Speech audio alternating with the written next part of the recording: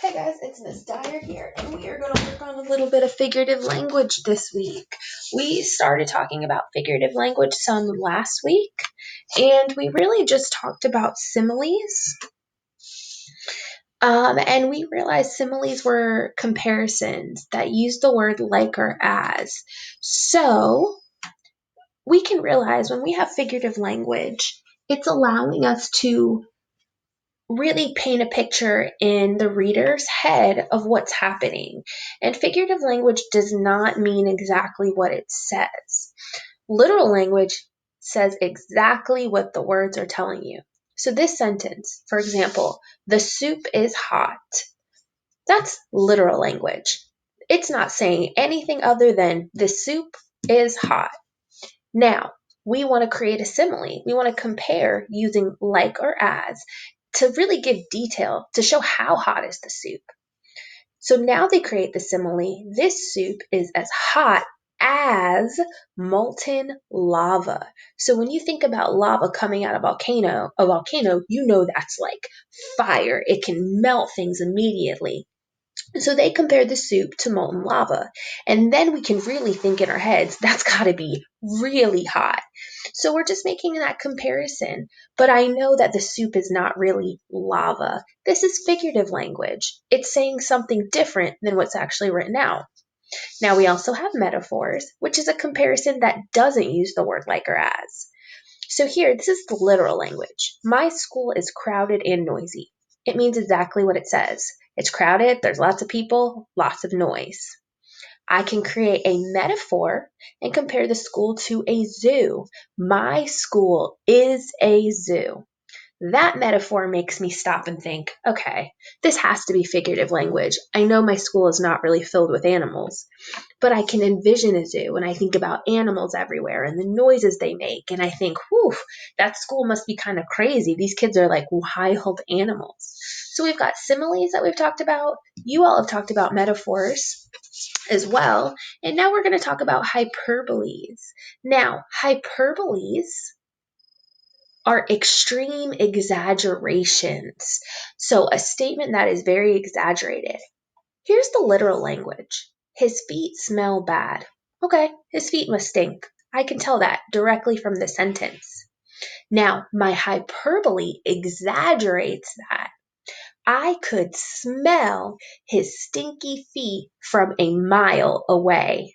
Now, there's one piece in here that is literal. What can I actually do? Well, you could smell his stinky feet.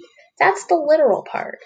But the hyperbole, the figurative language is, I can't really smell his feet from a mile away. But in my head, that lets me know his feet must smell so bad. I feel like if I walked and walked and walked and walked as far as I could from him, I could still smell him. So it takes this sentence and it exaggerates it. So we can really tell how bad or how good or how something is by creating that figurative language. Now, we're going to look at a couple of hyperboles that I have here. And in this activity, what I'd like to do is I want to pick out what the language is actually saying. What part of the sentence is literal? What part can actually happen? And then talk some about what part is the hyperbole? What's the extreme exaggeration? So we're going to do a couple together right now. And I want to write off to the side again, a hyperbole is an extreme exaggeration. And when we exaggerate, we just make things like over the top and we make it a little bit crazier. And let me actually check. I feel like Miss Dyer might have, yep, exaggeration just has one R. Okay. So hyperbole. The king's nose was 3 feet long. Now, 3 feet, that's like me putting 3 rulers side by side. I don't think somebody's nose can really be this, long and wide as 3 rulers. But I kind of look at some of the words that they're saying. Okay, I know we're talking literally about the king's nose, but 3 feet long, I guess what they're trying to say here, because I know it's not really 3 feet, the king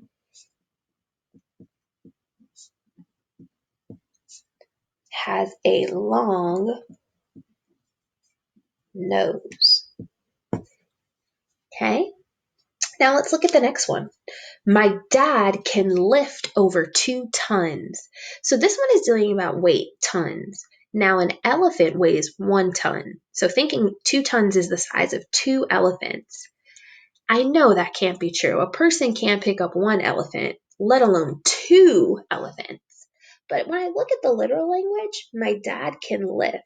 Okay, well, I know people can lift things. And if it's telling me exaggerating by saying he can lift almost 2 tons, 2 elephant sized items, it must be telling me to lift up something that heavy means he must be very strong.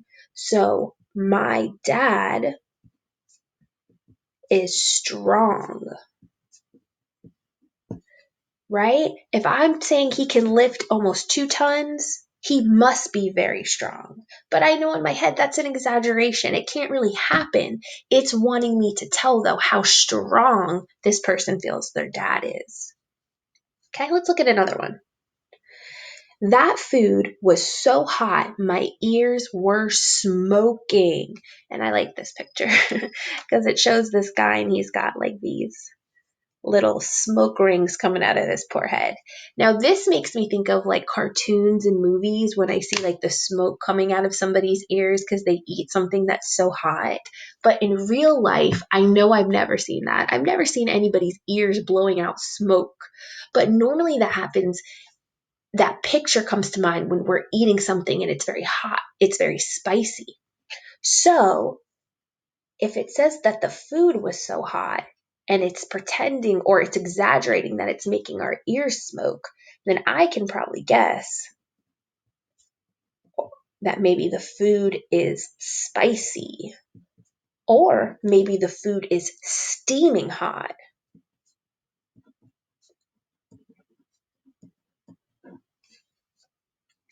Now, oops, let me move this over a little.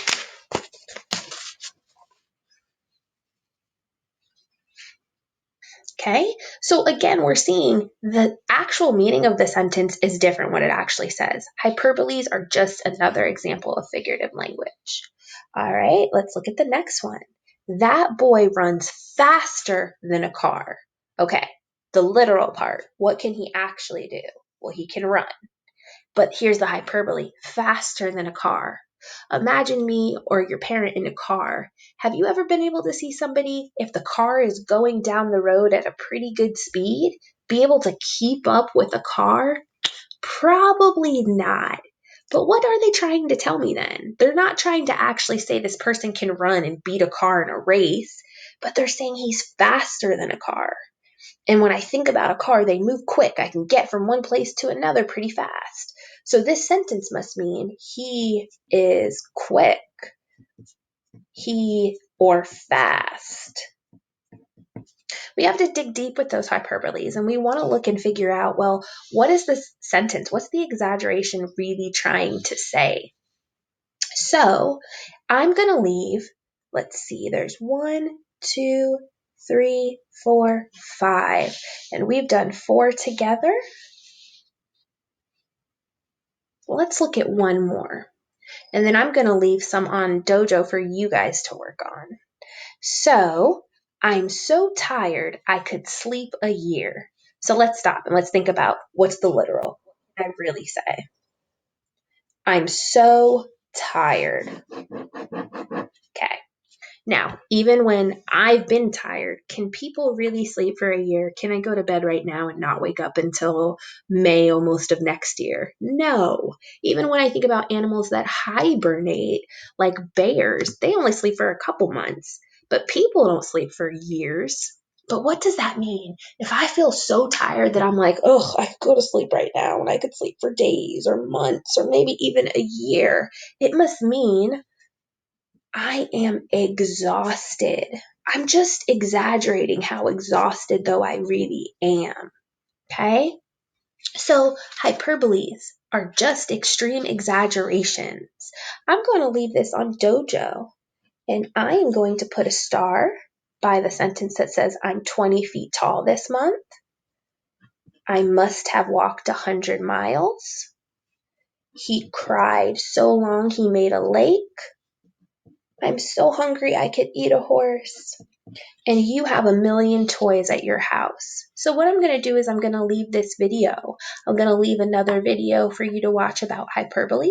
And then I'd like you just to, on a sheet of paper, you can take these last couple sentences and you can on the sheet do what we just did. Write down, what do we think the hyperbole is really saying? Underline, what's the literal part of the sentence? What can actually happen in the sentence? And then think about what's left. What are they showing by that extreme exaggeration? So if you can, take some time to watch the video, complete the activity, and if you can make it to the live lesson next week, I would love to see you. And if not, just be joining us back here again for some materials that you can review.